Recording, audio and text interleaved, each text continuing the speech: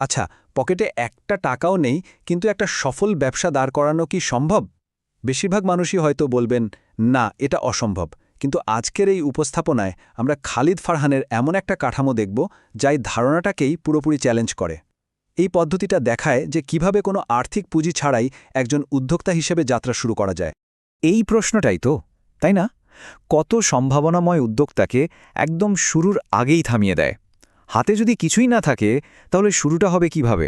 প্রশ্নটা দেখতে সহজ মনে হলেও এর উত্তরটা হয়তো আমাদের চেনা পথের বাইরে। চলুন সেই উত্তরটাই খুঁজে বের করা যাক। চলুন প্রথমেই একটা খুব কমন ধারণা ভাঙা যাক, যাকে বলা যায় জিরো ইনভেস্টমেন্ট মেথ বা শূন্য বিনিয়োগের ভ্রম। ব্যবসায়ের জন্য পুঁজি বলতে আমরা সাধারণত যা বুঝি সেই সংজ্ঞাকেই এখানে একটু নতুনভাবে দেখতে হবে। আচ্ছা, ব্যবসার পুরনো নিয়মটা কি ছিল? সোজা হিসাব, সবার আগে টাকা। কিন্তু এই পথটা সত্যি বলতে অনেকটা জুয়া খেলার মতো। শুরুতেই নিজের জমানো টাকা বা লোন নিয়ে বিনিয়োগ করার মানে হলো ব্যবসাটা যদি কোনো কারণে ব্যর্থ হয়, তাহলে সবকিছু হারানোর একটা বিরাট ঝুঁকি মাথায় নিয়ে নামা। দেখুন, এখানে দুটো একেবারে আলাদা পথের ছবি দেখা যাচ্ছে। বাম দিকের প্রচলিত পথটা শুরুই হচ্ছে টাকা দিয়ে, যা ঝুঁকির একটা সামান্য আঘাতে কিন্তু ভেঙে পড়তে পারে। কিন্তু ডান দিকের পথটা, যেটা খালিদ ফারহান দেখাচ্ছেন, সেটা শুরু হচ্ছে এমন কিছু দিয়ে যা আপনার মধ্যেই আছে, আপনার দক্ষতা। এখানে ভিত্তিটা ভঙ্গুর টাকা নয়, বরং নিজের অর্জন করা জ্ঞান। তো চলুন এবার এই আলোচনার একেবারে মূল জায়গায় আসা যাক। আপনার সবচেয়ে মূল্যবান পুঁজি টাকা পয়সা নয়, বরং এমন একটা দক্ষতা যা বাজারে বিক্রি করা যায়। এই নতুন কাঠামোতে ব্যবসা শব্দটার মানেই কিন্তু পাল্টে যাচ্ছে। মানে আপাতত অফিস, কর্মচারী, বড় বড় প্ল্যান এসব কিছুক্ষণের জন্য ভুলে যান। আপনার প্রথম ব্যবসা হলো একটা মাত্র উচ্চ চাহিদার পেশাদারি দক্ষতা, যা আপনি একটা সেবা হিসেবে বিক্রি করতে পারেন। একবার ভাবুন তো, আজকের ডিজিটাল যুগে কোন স্কিলগুলোর চাহিদা সবচেয়ে বেশি? যেমন ধরুন digital marketing, media buying, graphics design কিংবা প্রজেক্ট ম্যানেজমেন্ট। এর যে কোনো একটাতে নিজেকে যদি দক্ষ করে তোলা যায়, তাহলেই কিন্তু আপনার প্রথম ব্যবসার দরজাটা খুলে যেতে পারে। কিন্তু আসল খেলাটা হলো অন্য জায়গায়। সবকিছু অল্প অল্প করে না জেনে যে কোনো একটা বিষয় একেবারে এক্সপার্ট হয়ে ওঠা। কেন? কারণটা খুব সহজ।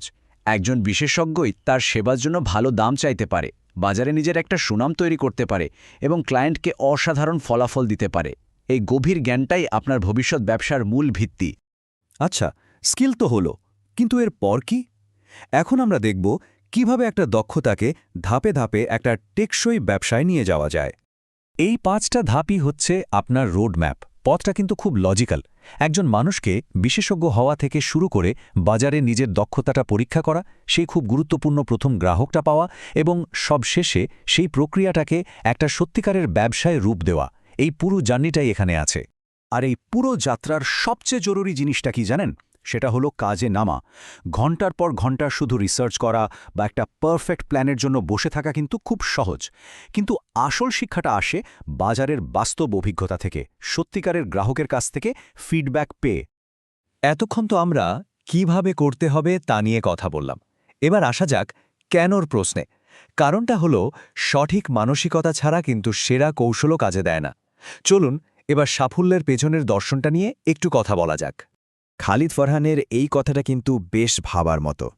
বেশিরভাগ সমস্যার সমাধান তখনই সম্ভব যখন আপনি ধনী হবেন। এর মানে কিন্তু শুধু বিলাসিতা নয়, এর আসল মানে হল সমস্যার সমাধানের জন্য প্রয়োজনীয় সামর্থ্য এবং স্বাধীনতা অর্জন করা। এই কথাটা আমাদের সম্পদ তৈরির গুরুত্ব নিয়ে নতুন করে ভাবতে শেখায়। কাকা আয় করা তো সবে শুরু, তাই না? কিন্তু অনেকেই একটা ফাঁদে পড়েন, আয়ের সাথে পাল্লা দিয়ে খরচ করার ফাঁদ।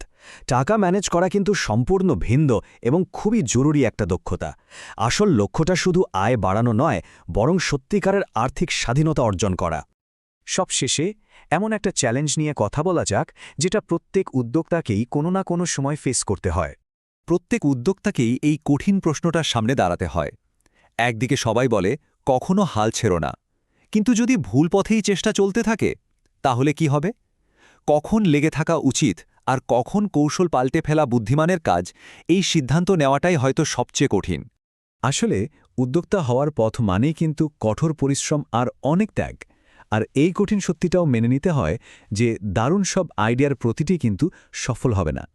এখানে আসল পরীক্ষাটা শুধু খাটুনির নয়, বরং সঠিক সময়ে সঠিক সিদ্ধান্ত নেওয়ার। আর এখানে আমাদের পুরো আলোচনার সারমর্ম। মূল কথাটা হলো, আপনার প্রথম ব্যবসা কোনো কোম্পানি নয়, এটা হলো একটা স্কেল।